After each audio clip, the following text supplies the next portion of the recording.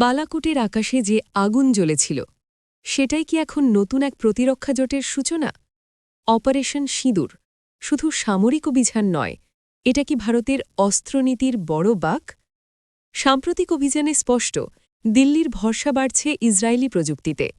Satellite guided spice বোমা, Heron TP drone, Falcon airborne early warning system সবখানেই তেল আবিবের ছাপ। ভারতীয় গণমাধ্যম বলছে নয়াদিল্লি ও তেল আবিবের মধ্যে আসছে নতুন প্রতিরক্ষা চুক্তি।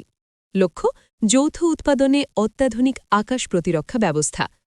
ফোকাস এখন ব্যালিস্টিক মিসাইল ডিফেন্স, লেজার অস্ত্র, স্ট্যান্ড অফ ক্ষেপণাস্ত্র, ড্রোন সবকিছুর যৌথ উৎপাদনের ইঙ্গিত। বুধবার 2 দিনের সফরে তেল আবিবে যাচ্ছেন প্রধানমন্ত্রী নরেন্দ্র মোদী। কৌশলগত সমঝোতায় সবচেয়ে বেশি গুরুত্ব পাচ্ছে আকাশ প্রতিরক্ষা। ইসরায়েলের 3 স্তরের ঢাল, আয়রন ডোম, ডেভিড স্লিং আর অ্যারো 3। ডেভিড স্লিং স্বল্প পাল্লার, অ্যারো দূরপাল্লার।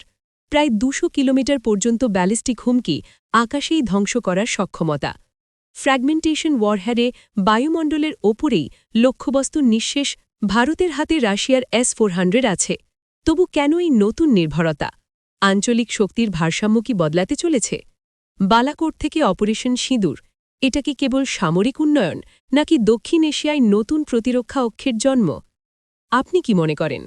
নতুন খবর, নতুন আপডেট, MNE নিউজে চোখ রাখুন।